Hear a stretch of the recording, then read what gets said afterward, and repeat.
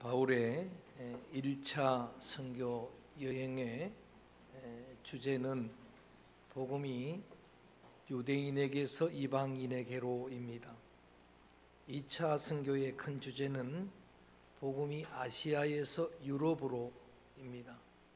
유럽의 첫 성인 빌립보에 교회가 세워지고 두 번째 성인 데살로니가에 또 교회가 세워지고 지난 시간에는 세 번째 피난에서 잠깐 들렀던 베레아에 교회가 세워지고 베레아 교회 성도들이 하나님의 말씀으로 변화를 받아서 너무나 훌륭한 데살로니가 교회 사람들보다도 더 너그러웠다, 더 고상했다, 더 신사적이었다라는 말씀을 드렸습니다.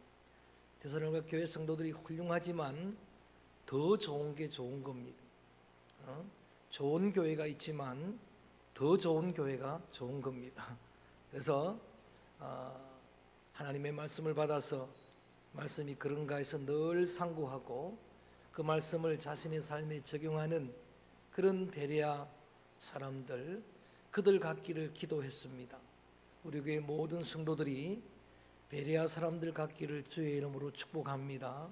사람으로 통해 받았던 모든 상처들을 다 씻을 만한, 모든 회한들을 다 씻을 만한 그런 복된 만남의 사람들, 여러분에게 그런 복이 임하기를 바라고 또 여러분이 그런 축복의 만남들 되어주기를 주님의 이름으로 축복합니다.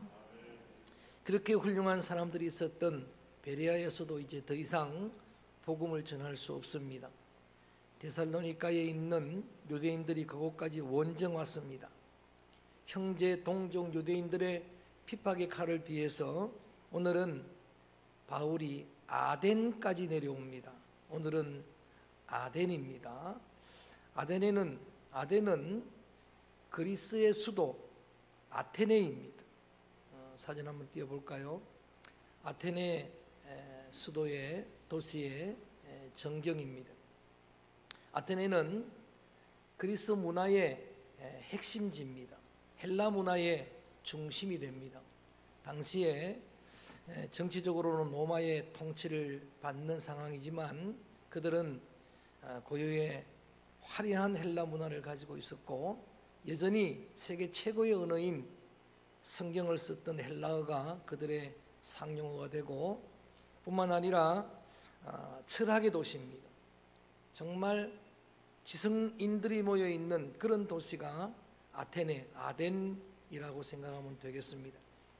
가수 나훈아 씨가 그렇게 목 놓아 불렀던 테스형, 소크라테스 형이 너 자신을 알라, 너 요셀프라고 하는 유명한 말을 했던 그 철학자가 저기서 활동을 했고 그의 제자 플라톤, 이데아, 형이상학 철학을 강조했던 플라톤이 활동한 곳이고 그의 제자 아리스토텔레스, 수사학과 논리학의 대가인 그런 철학자들이 활동했던 그런 도시가 바로 아덴입니다. 오늘은 무조건 뭐라고요? 아덴입니다. 아테네입니다. 자, 한번 16절 말씀을 읽어봅니다. 아덴에 지금 바울이 갑니다. 디모데와 실라는 베레아에 남겨둔 채로 혼자 이제 피난 가듯 또 갑니다. 16절 시작. 바울이 아덴에서 그들을 기다리다가 그 성에 가득한 것을 보고 마음에 격분하여 바울이 아덴에서 그들을 기다렸다. 그들이 바로 베레아에 두고 온 디모데와 실라 통역자들을 기다리고 있는 동안에 그 성을 잠깐 이렇게 돌아봤는데도 통찰력을 가진 바울은 금방 알 수 있었습니다. 그 성에 우상이 가득한 것을 보았습니다. 철학의 도시, 문화의 도시이기도 하지만 여러분 아테네는 그야말로 우상의 도시입니다. 그 자료들이 너무나 많은데 기록했던 누가나 바울은 그냥 간단하게 우상이 가득했다라고 표현을 했는데 초등학교 때 우리는 국민학교 때부터 읽었던 필독 도서가 뭐였습니까? 그리스, 로마, 신화의 도시입니다. 우상의 도시입니다. 그리고 신전 자료들을 보니까 파르테논 신전, 판테논 신전, 올림푸스 신전, 올림픽 경기할 때 성화를 체화하는 그런 신전들로 가득한 나라가 바로 그리스고 또 아테네였습니다.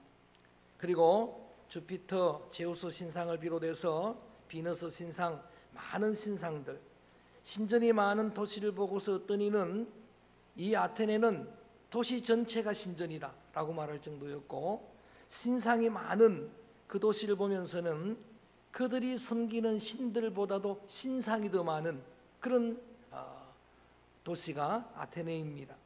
그 아테네의 그런 영적인 기운을 바울이 느끼고 처음에 가진 감정이 뭔가 하면은 격분했다 그랬습니다. 분노했다라고 하는 이야기입니다.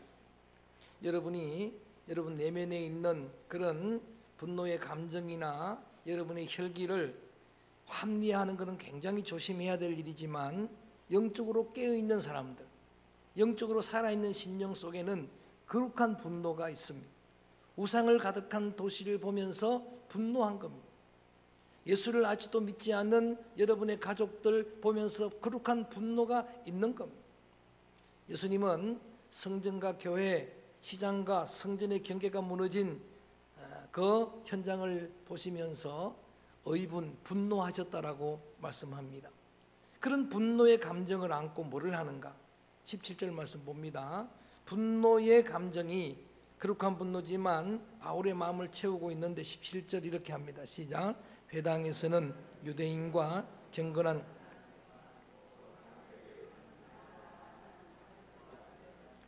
상황을 한번 생각합니다. 아직은 동역자들이 도착하기 전입니다. 홀로 지금 사역을 감당합니다.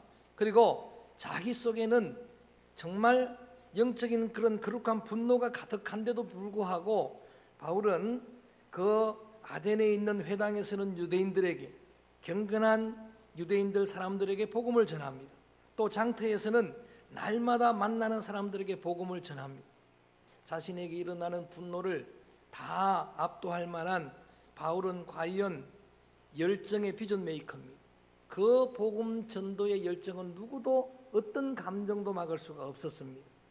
마치 옛날에 구약의 예언자 예레미야가 말씀 전하는 일이 너무 힘들어서, 대언하는 일이 너무 힘들어서 이제는 다시는 말씀을 대언하지 않기로 작정을 합니다. 결심을 하는데 또다시 예레미야에게 하나님이 말씀을 부어주십니다. 그럴 때 예레미야가 고백했던 고백이 이런 고백입니다. 내가 다시는 안 하려고 했는데 말씀을 내게 부어주시니까 따라합니다. 내 마음이 불붙는 것 같아서 견딜 수 없나이다. 이런 영적인 불이 바울을, 그의 삶을, 사역을 주도합니다.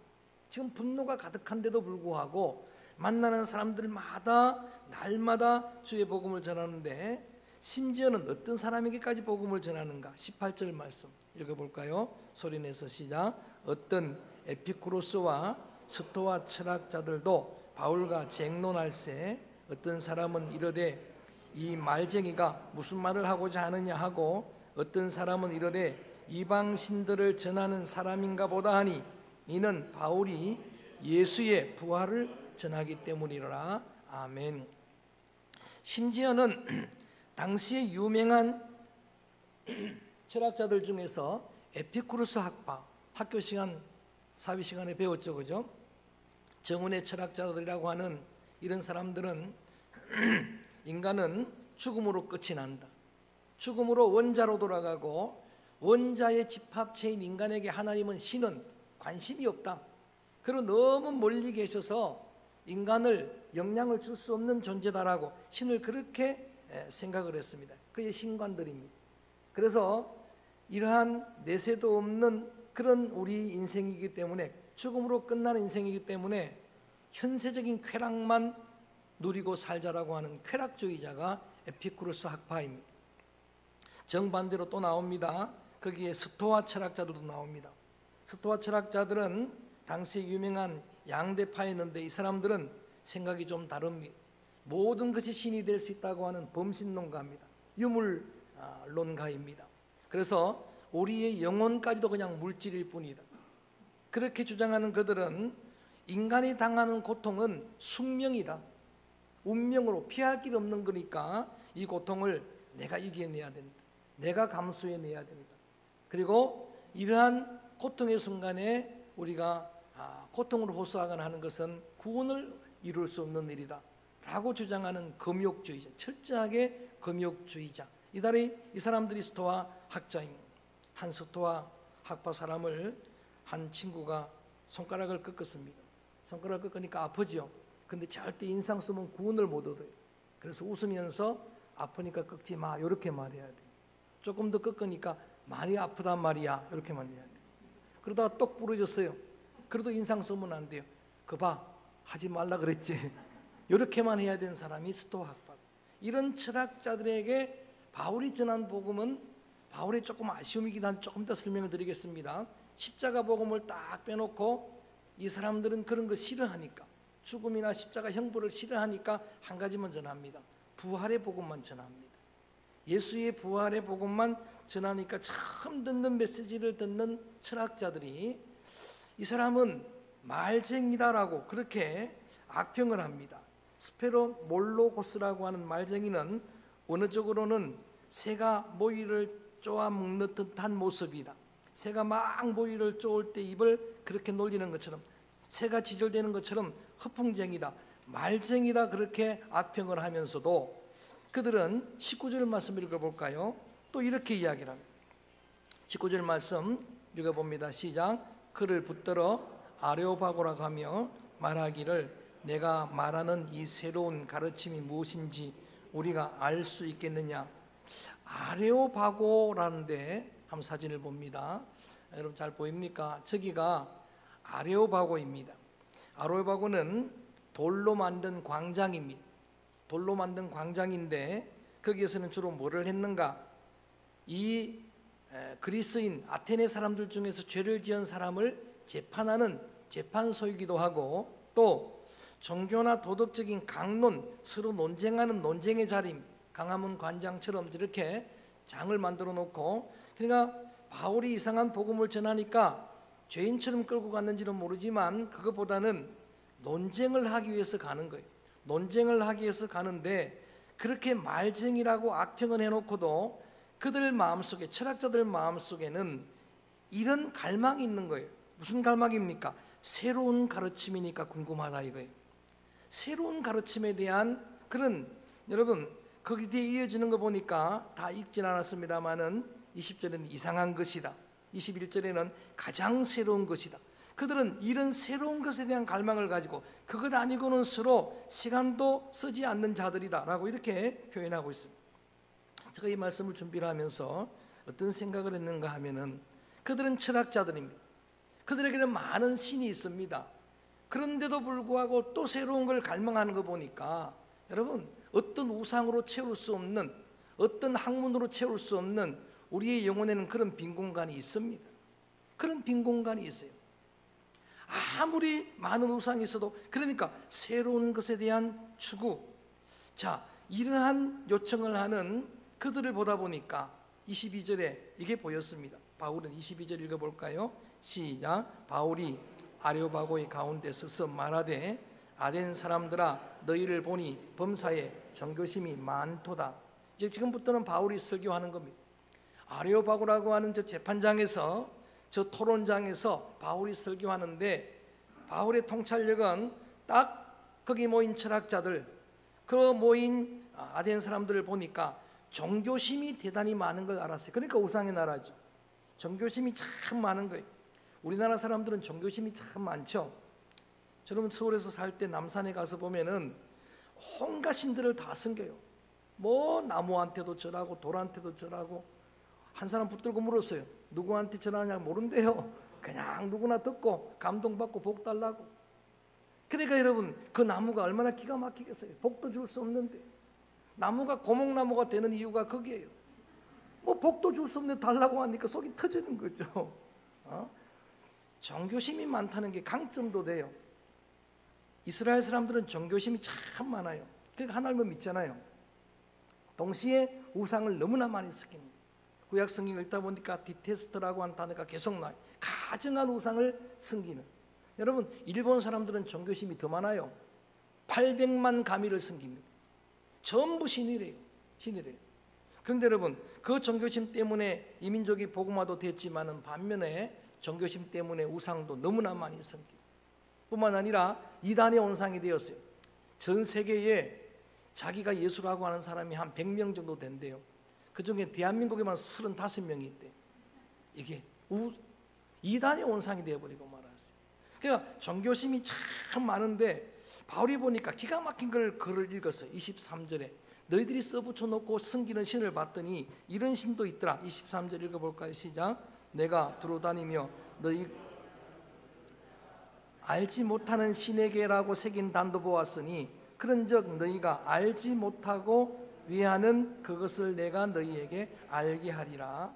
자, 바울의 아덴에서 조금 아쉬운 실수 두 가지를 제가 처음에 잠깐 암시했습니다. 십자가 복음을 전하지 않았습니다.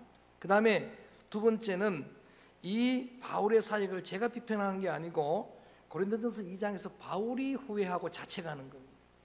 이게 무슨 이야기인가 하면은 여러분 바울이 이렇게 조금 이따가 한번 가볼 겁니다. 나중에 마지막쯤에 고린도전서 2장을 가볼 텐데 바울이 철학의 도시니까 여기는 학문에 자신이 있었으니까 이걸 복음을 변증 철학적으로 한번 설명해 보겠다 라고 생각을 하고 인본주의가 된 겁니다.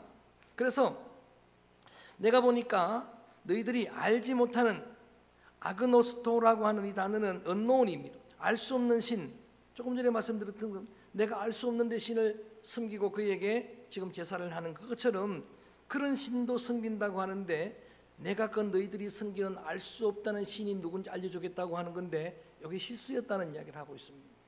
자, 제가 좀 설명을 합니다. 여러분 우리나라는 돌도 나무도 다 섬기지만 막연하게 알 수 없는 신을 섬기고 있습니다. 그게 뭔가 하면 하느님이에요. 하느님이라고. 하늘님인데 원래는 하늘 신이 계신다고 믿는데 음은 리얼 탈락 현상으로 하느님이라고 부르는 거예요. 딸님을 따님, 아들님을 아드님 그러는 것처럼 하느님인데 이거는 그냥 우리가 하느님이 보호하사 우리나라 만세할 때는 그렇게 막연한 신이 우리를 도울 것이다라고 하는. 근데 여러분 이렇게 내가 설명한다면 그 하나님이 내가 믿는 하나님입니다. 잘못됐죠? 설명이. 자, 우리 민족은 힘들 때마다 아리랑을 불렀습니다. 힘든데 저 비탈에 강원도 사는 사람은 강원도 아리랑을 불러요. 아리랑 올라가니까 힘드니까. 경기도 사람들은 그냥 보편적으로 불러요. 전라도 사람들은 좀 서름을 당했으니까 아리랑. 그런데 이 경상도 사람들은 촐랑 맞아가지고 미랑아리랑은 아리랑 그렇게 하는데 다 부르는 그 아리랑이 원래는 하느님이란 뜻입니다. 아리는 순수 우리말로 하늘이란 뜻이에요. 아리수 온천 그러죠. 하늘물이란 뜻이고 한강을 아리수할 때는 하늘물이라는 그런 의미예요. 랑은 존칭어입니다. 낭군 신랑할 때. 그러니까 막연하게 우리는 전부 힘들 때마다 신을 찾았어요. 그런데 여러분 그게 하나님이다라고 설명하는 것은 잘못된 설명이다라고 하는 이야기. 물론 제가 그걸 지적하자는 게 아닙니다. 조금 전에 철학이 있어도 학문이 있어도 명예를 가져도 우상을 섬기도 채워지지 않는 공간이 있다 그랬어요. 근데 바울의 설교는 이 자체로 굉장히 능력인 게 그들에게 이런 메시지를 전하는 거예요. 우리 인간은 여러분 우리의 심령 속에 그 공간을 채우지 않으면 행복이 없어요. 진짜 만족이 없어요. 불만이 가득한데 그거를 채울 수 있는 분은 하나님이다. 이 복음을 전하는 거예요. 아시겠죠? 그거를 채울 수 있는 분은 하나님이 어떤 분이길래 24절 봅니다. 이 바울은 십자가 복음을 전하지 않지만 오늘 하나님을 그들에게 심어주고 있는 거예요. 24절 시작. 우주와 그 가운데 있는 만물을 지으신 하나님께서는 천지에 손으로 지은 전에 계시지 아니하시. 천지를 지으신 분은 하나님입니다. 우리를 주관하시는 분은 하나님입니다. 나의 기원은 하나님입니다. 여러분 인간은 내 기원을 알아야 거기에 공간들이 채워지는 거예요. 거기에서 여러분 영적인 만족이 있는 거예요. 아무리 세상적인 권세 권력 부여를 다 가지도 그 속에 하나님 안 계시면 믿음 없으면 자족은 만족은 없습니다. 저는 그걸 확신합니다. 그래서 알려주는 겁니다. 그래서 쭉 이 설교니까 뒤에 이어지는 이야기는 보면 됩니다. 25절에는 만민에게 생명과 호흡을 주시는 분이다. 26절 말씀에는 그분은 우리의 연대를 정하신 분이다. 그분은 거주의 경계를 정하신 분이다. 이런 하나님을 여러분 믿습니까? 27절의 말씀 보니까 이렇게까지 말합니다. 저들의 사상하고 정반대되는 이야기를 하는 거예요. 에피쿠로스 학파들이 하나님은 멀리 계시다라고 이야기하니까 바울은 이렇게 설교합니다. 27절 시작. 이는 사람으로 혹 하나님을 더듬어 찾아 발견하게 하려 하심이로되 그는 우리 각 사람에게 멀리 계시지 아니하도다. 할렐루야. 여러분, 저 철학자들은 하나님은 멀리 계셔서 또 하나님은 너무 존귀하신 분이어서 원자의 연합인 인간에게 관심이 없다라고 말하지만 바울은 이제 우리의 심령의 공간을 채워주실 하나님을 소개하면서 그분은 계시하시는 분이다, 숨어 계시는 분이 아니다, 얼마든지 알면 알 수 있는 분이다. 그분은 사람에게서 멀리 계시지 아니한다. 저는 하나님 우리와 함께 하심을 믿습니다. 여기 이곳에 함께 하심을 믿습니다. 여러분의 삶의 자리에 함께 하심을 믿습니다. 그 하나님의 복음을 증거하는 겁니다. 그리고 28절 말씀에 보면은 이렇게 이제 설교의 핵심을 전합니다. 28절 시작. 우리가 그를 힘입어 살며 기동하며 존재하느니라. 너희 시인 중 어떤 사람들의 말과 같이 우리가 그의 소생이라 하니. 아멘. 우리가 그를 힘입어 살아가고 그를 힘입어 그동안은 존재입니다 라고 하면서 그 사람들 이야기만 하면 다 알만한 시인의 말, 아라투스의 말을 그대로 소개하면서 그거를 이 철학적으로 지혜로 그렇게 설명하는 내용이긴 하지만 분명한 우리에게 메시지를 주는 내용입니다. 따라합니다. 우리가 그의 소생이라. 여러분, 이걸 다른 말로 말하면 그분이 창조주이시고 나는 그분의 피조물입니다. 그분이 우리의 왕이 되시고 나는 그의 백성입니다. 아멘. 그분이 우리의 아버지가 되시고 나는 그의 자녀입니다. 그분이 우리의 목자가 되시고 나는 그의 양입니다. 여러분, 성경에서 하나님이 우리에게 말씀하신 그거예요. 멀리 계시는 분이 아니고 실제 여러분의 삶을 지금도 인도하시는 목자는 하나님이에요. 지금 여러분 위기 가운데 지나가고 있지만 2년 가까운 동안에 여러분을 지켜주시고 인도하시는 분은 나는 하나님인 줄로 믿습니다. 그걸 이야기하는 거예요. 주님에게 속한 소속감이 여러분 얼마나 중요한지 모릅니다. 나는 주님의 자녀라고 하는, 나는 주님의 소유라고 하는 이 소속감이 우리에게 엄청난 큰 자존감을 안겨주고 엄청난 능력이 됩니다. 힘들어도 여러분 이렇게 이겨낼 수 있는 거예요. 나는 주님의 종입니다. 주님의 자녀입니다. 주님의 양입니다. 할렐루야. 뿐만 아니라 여러분 이러한 소중한 믿음 가지고 살아갈 때에 여러분의 미래가 여러분 불안하지 않습니다. 두렵지 않습니다. 소속이라는 것은 나를 주관하시는 그분이 책임져 주시기 때문입니다. 그분이 책임져 주실 것이다라고 하는 이 복음을 전하게 된 겁니다. 그렇게 복음을 전하다가 이제 계속해서 우리 함께 말씀을 읽어봅니다. 30절 말씀. 이제 너희들은 돌아와야 된다라고. 왜냐하면 옛날에는 알지 못해서 이렇게 이런 신들을 섬겼지만 30절 말씀 소리내서 읽어볼까요? 시작. 알지 못하던 시대에는 하나님이 강가하셨거니와 이제는 어디든지 사람에게 다 명하사 회개하라 하셨으니, 하나님이 회개하라고 돌아오라고 하셨으니까 이제는 변명할 그런 어떤 근거가 없다라고 하는 이야기. 그래서 이제는 다 이 하나님을 믿어야 됩니다. 하나님은 내 삶의 기원이 될 뿐만 아니라 그분은 나에게 오메가가 되십니다 까지 그가 복음의 말씀을 전합니다. 31절입니다. 한번 크게 읽어볼까요? 31절 말씀 시작.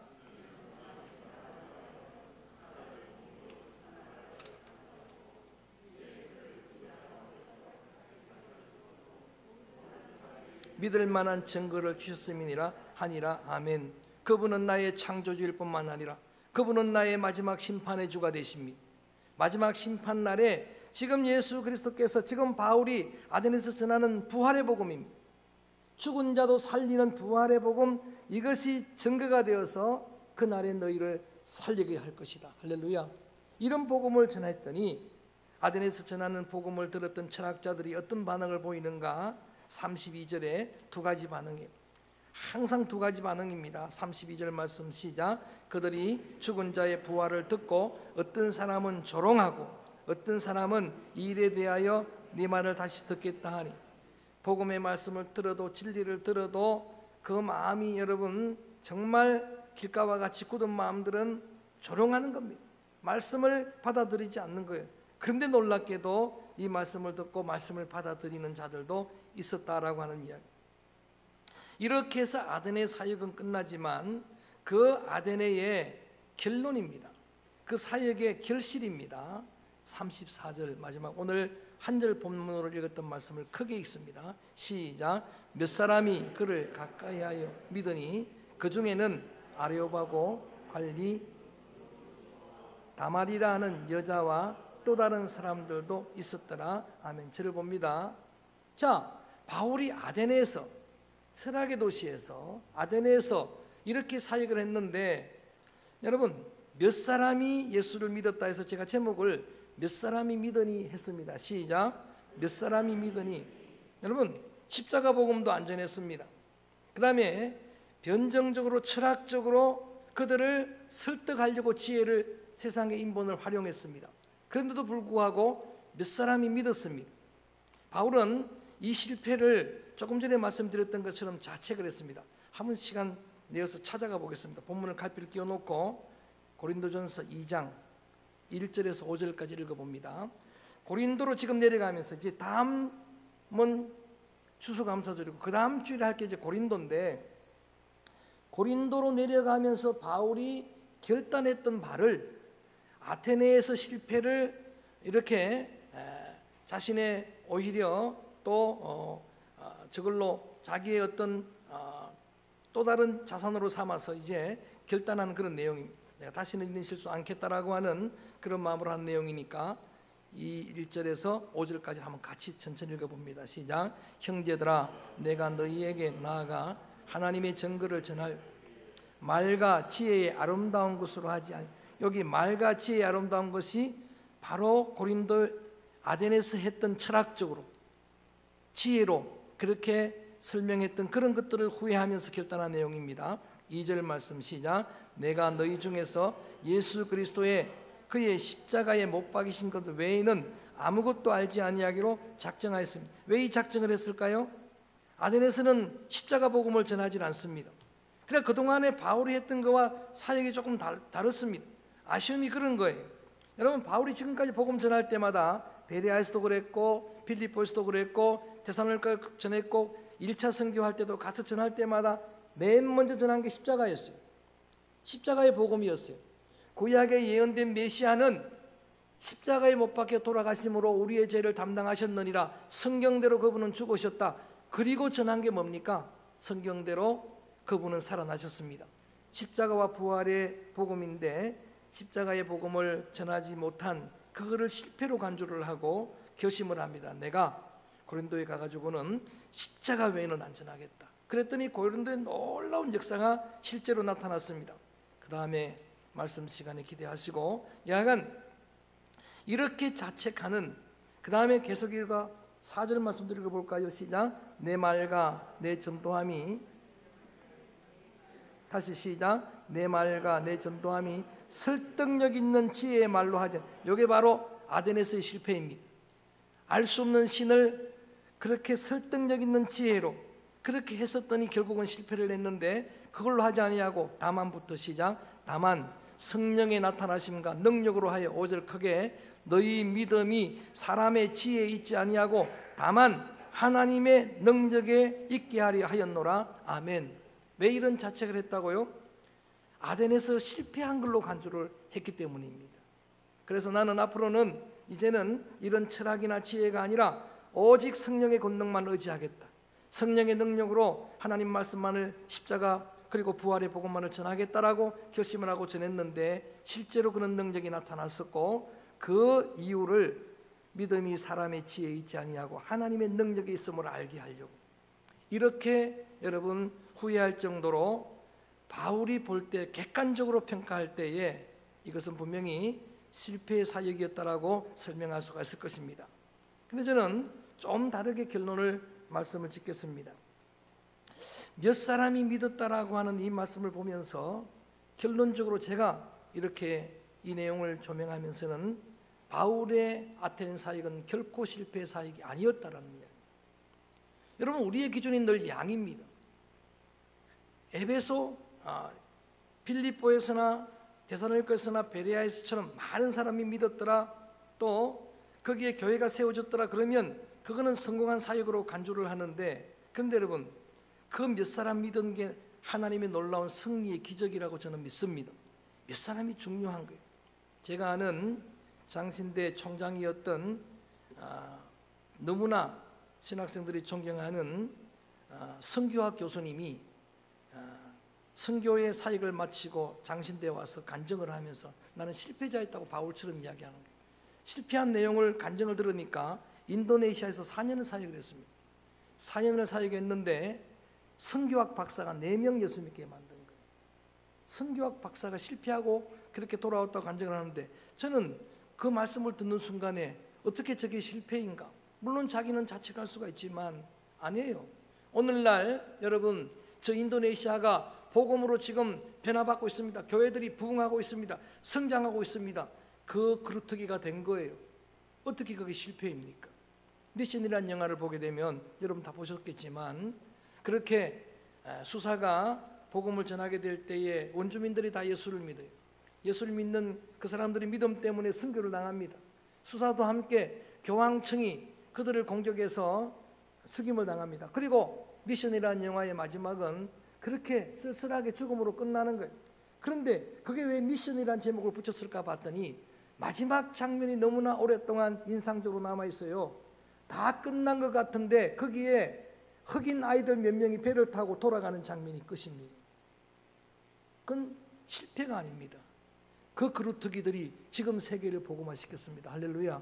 그래서 저는 오늘 이 아테네 사역을 묵상을 하면서 바울은 자신도 자책한 이야기지만 설교자들이 이 본문 가지고 전부 실패했다라고 그렇게 바울을 악평하는데 제가 말씀을 보니까 실패가 아니에요.